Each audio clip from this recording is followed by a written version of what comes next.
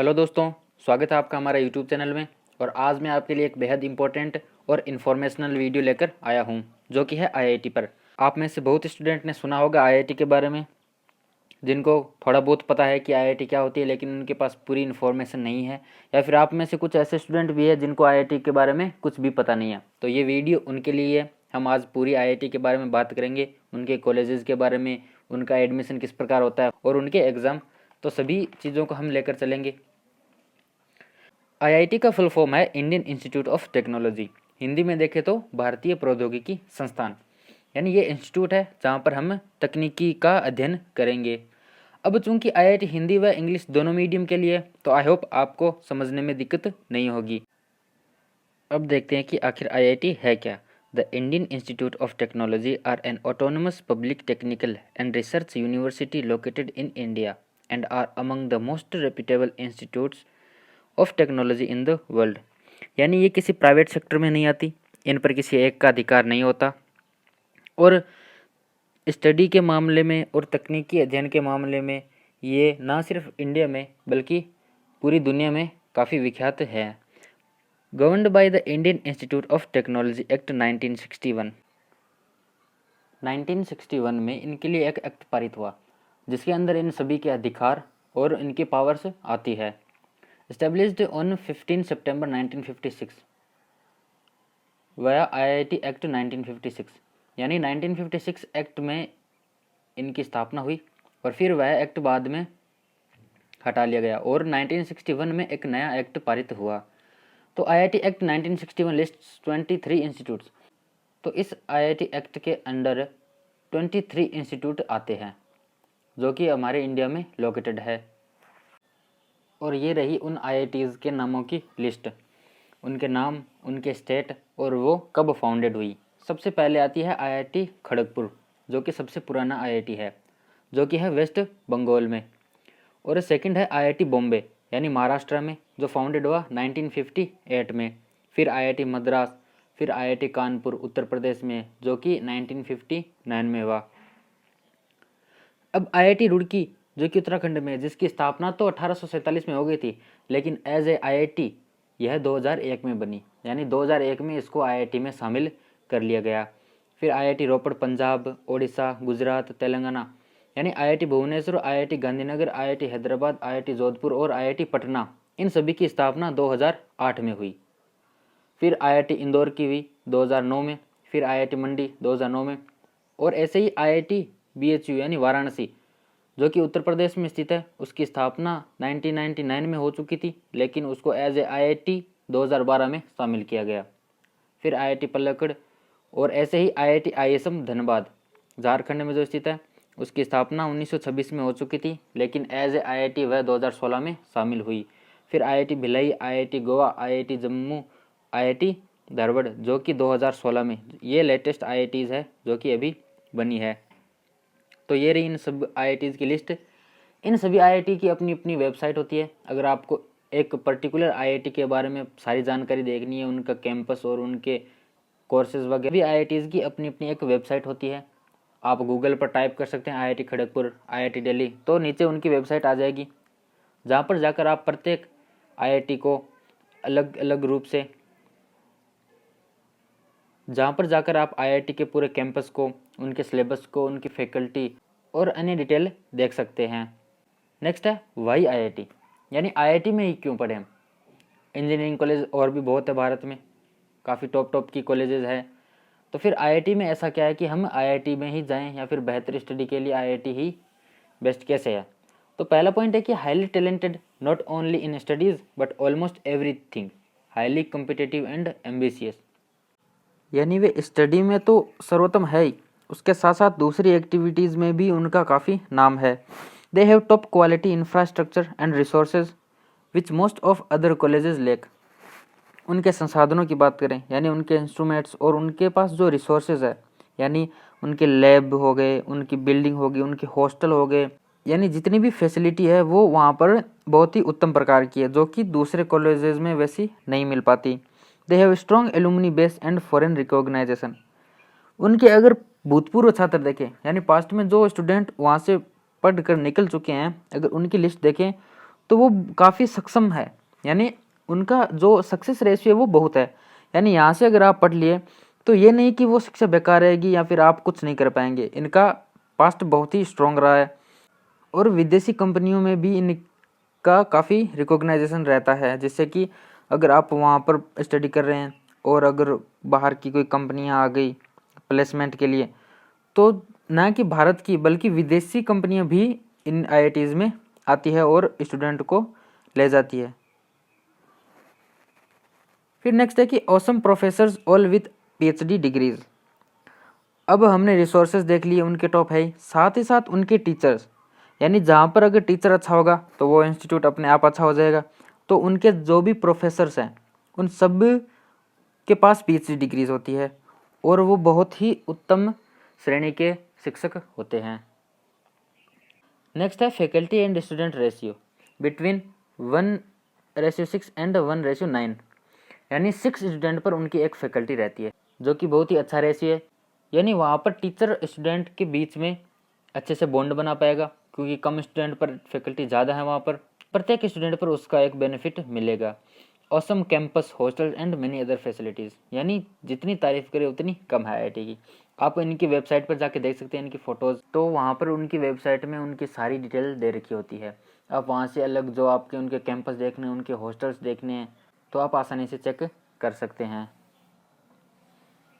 इसीलिए IIT best रहता है स्टडी में हमारे इंडिया में, क्योंकि इनसे ऊपर कुछ नहीं है। टॉप में यही 23 इंस्टीट्यूट है जो आते हैं। अब बात करते हैं एजुकेशन की। तो सबसे पहले है बैचलर ऑफ टेक्नोलॉजी यानी बीटेक की degree, most common UG degree in terms of student enrolment, यानी यह सबसे कॉमन डिग्री होती है जिसमें सबसे ज़्यादा स्टूडेंट भाग लेते हैं। यानी अगर आपको बीटेक करनी है तो आईआईटी बेस्ट अपॉर्चुनिटी है। 4 ईयर प्रोग्राम विद 8 सेमेस्टर, 4 साल का ये प्रोग्राम होता है जिसमें 8 सेमेस्टर होते हैं। और दूसरी है डुअल डिग्री इंटीग्रेटेड एमएससी या एमए, यह 5 साल का प्रोग्राम होता है और 10 सेमेस्टर होता है, यानी आपको डुअल डिग्री मिल जाएगी इंटीग्रेटेड, साथ में एमएससी भी हो जाएगी।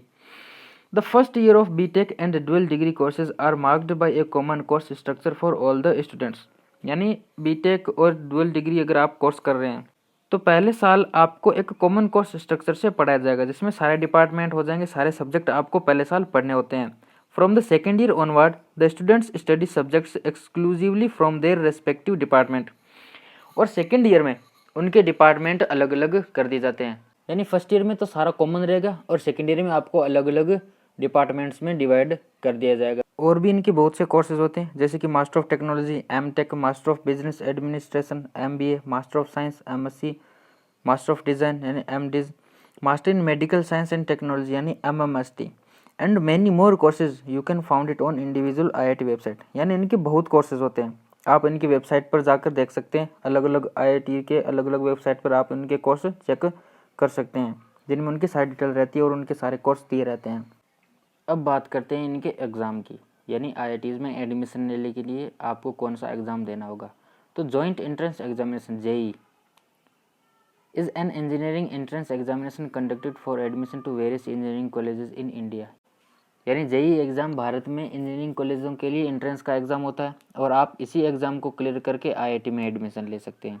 It is constituted by 2 different examination, JEE main and JEE advance.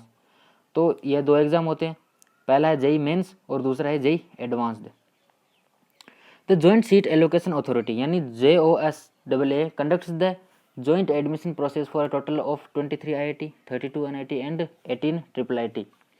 तो इस जेई का जो एग्ज़ाम होगा उसमें आप अगर क्वालिफाई हो जाएंगे तो उसी के आधार पर आपको 23 IITs में एडमिशन मिलेगा, 32 NIT और 18 IIIT and 19 other government funded technical institute, तथा और भी 19 दूसरे कॉलेज है जो कि गवर्नमेंट के अंडर आते हैं। तो उन सभी में एडमिशन इस जेई एग्ज़ाम के आधार पर होता है, based on the rank by a student in JEE mains and JEE advance. तो इनकी रैंक के आधार पर उनमें एडमिशन दिया जाता है, जो टॉप रैंक पर है वो टॉप आईआईटी में चला जाता है, फिर उसी प्रकार उनकी रैंक के आधार पर उनमें एडमिशन हो जाता है।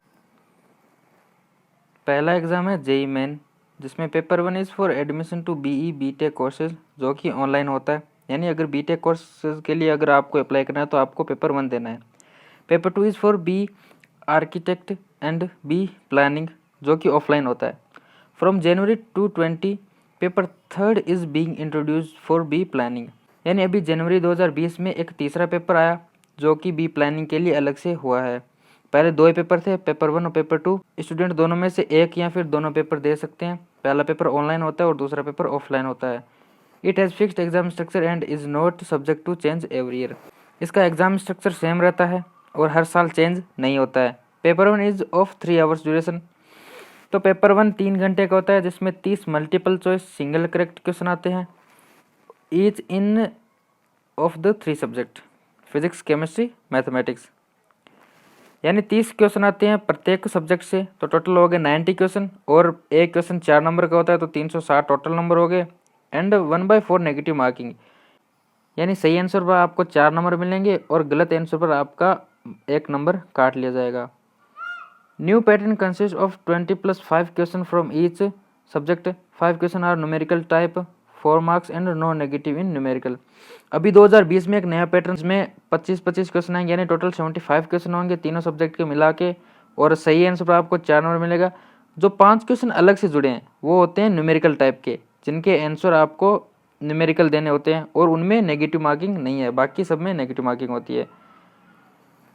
2013 से 2016 तक 12th क्लास यानी 12th बोर्ड के 40% का वेटेज आईआईटी की रैंक में जोड़ा जाता था, यानी आपके 12th के परसेंटेज भी मायने रखते थे आईआईटी की रैंक के लिए। लेकिन अब ऐसा नहीं है, 2016 के बाद ये नियम हटा दिया गया है। Almost 9 to 13 lakh students appear for JEE mains, यानी जेई मेन के लिए लगभग 9 से 13 लाख, यानी बहुत ज़्यादा स्टूडेंट है जो जेई मेन का एग्ज़ाम देते हैं। यानी कंपटीशन यहाँ पर देखने को मिलेगा कि कंपटीशन बहुत ज़्यादा है इस एग्ज़ाम के लिए। Candidates can appear for JEE mains for 3 consecutive years, यानी अगर आपने पहला पेपर एग्जाम दे दिया 12th के बाद, तो आपको लगातार 3 साल ही आपको वो पेपर देना होगा। आपके पास 3 चांस होते हैं जेई मेन के लिए। अगर आपको पहले में सिलेक्शन नहीं हुआ तो आप दोबारा दे सकते हैं, लेकिन लगातार 3 साल के लिए। ये नहीं कि आपने गैप ले लिया। अगर आपने 1 साल एग्जाम नहीं दिया तो वो भी उसका अटेम्प्ट माना जाएगा।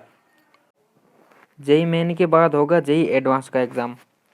तो candidates only qualify for JEE advanced once they secure a place among the top 2,50,000 rank holders in JEE mains, यानी जेई मेन के एग्ज़ाम में अगर आपकी रैंक 2,50,000 के अंदर है, यानी अगर 2,50,000 के अंदर आपकी रैंक है, तभी आप जेई एडवांस के लिए क्वालिफाई होंगे और जेई एडवांस का पेपर दे पाएंगे, अन्यथा आप जेई एडवांस का पेपर नहीं दे पाएंगे। 2 पेपर्स, पेपर 1 और पेपर 2, इसमें भी 2 पेपर होते हैं, पेपर 1 और पेपर 2, जिसमें प्रत्येक पेपर में 3 सेक्शन होते हैं, physics, chemistry and mathematics. Multiple choice question होते हैं इनमें और न्यूमेरिकल वैल्यू बेस्ड भी क्वेश्चन होते हैं। एक बात इसकी अलग है कि इसका पैटर्न हर साल चेंज होता रहता है। 3 घंटे का इसमें टाइम होता है। 2 अटैम्प्ट इन कंसिक्यूटिव ईयर्स, यानी जेई मेन के लिए आपके पास 3 अटैम्प्ट है, लेकिन जेई एडवांस के लिए आप सिर्फ 2 ही अटैम्प्ट दे सकते हैं। Syllabus for both mains and advance is 11th and 12th completely. तो जेई मेन और जेई एडवांस के लिए जो सिलेबस होता है वो 11th और 12th का साइंस का जो मैथ का सिलेबस है वही रहता है, यानी फिजिक्स और केमिस्ट्री और मैथ, इसमें 3 सब्जेक्ट रहते हैं और उन्हीं का टोटल कोर्स इसमें आता है। जहाँ तक होगा मैं इसके सिलेबस का एक अलग वीडियो बना दूंगा, जिसमें मैं 11th और 12th के सारे सिलेबस को कवर करूँगा, जो कि सारे टॉपिक के साथ होंगे। जेई मेन का एग्ज़ाम होता है मार्च या अप्रैल में 12th बोर्ड्स देने के बाद, और एडवांस्ड का होता है जेई मेन के कुछ दिनों बाद, यानी 15 या 20 दिन के बाद, लगभग मई में जेई एडवांस का एग्ज़ाम होता है।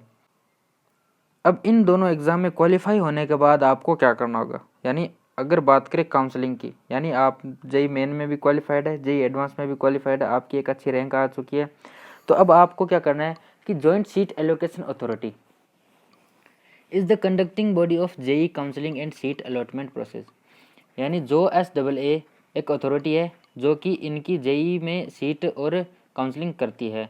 Candidates who have qualified JEE main and JEE advanced are eligible to participate in JOSAA counselling. JSAA conducts 3 main process of registering, filling and locking choices, यानी 3 इनके प्रोसेस होते हैं। ऑनलाइन आप register कर सकते हैं, जिसमें आपको अपनी अपनी चॉइसेस बतानी होगी। The seats are allotted to students based on their all India rank in the qualifying exam, तो आपकी ऑल इंडिया रैंक के आधार पर आपको आईआईटी मिल जाएगी। और इसकी तैयारी के लिए आप या तो घर से कर सकते हैं, स्कूल से, अगर आपकी स्कूल में आपको बेहतर स्टडी नहीं मिली है, तो खूब सारी प्राइवेट कोचिंग है। कोटा तो आईआईटी का ही सेंटर बना हुआ है कोचिंग का, जिसमें खूब सारी कोचिंग है। आप वहाँ जाकर पढ़ सकते हैं या फिर आप घर पढ़ सकते हैं, या फिर आप जिस सिटी में रहते हैं वहाँ पर आपको इसकी कोचिंग मिल जाएगी, जहाँ से आप कोचिंग करके एग्ज़ाम दे सकते हैं। तो बस इतनी ही इन्फॉर्मेशन थी। मेरे ख्याल से मैंने आपको सारी इन्फॉर्मेशन दे दी है, या फिर भी कुछ इन्फॉर्मेशन रह जाती है या फिर आपको कुछ डाउट है तो आप कमेंट सेक्शन में पूछ सकते हैं। एंड आई होप मैं आपके लिए और भी अच्छे अच्छे वीडियोज़ लाता रहूँ। तो मिलते हैं नेक्स्ट वीडियो में, तब तक के लिए पढ़ते रहिए। Good bye.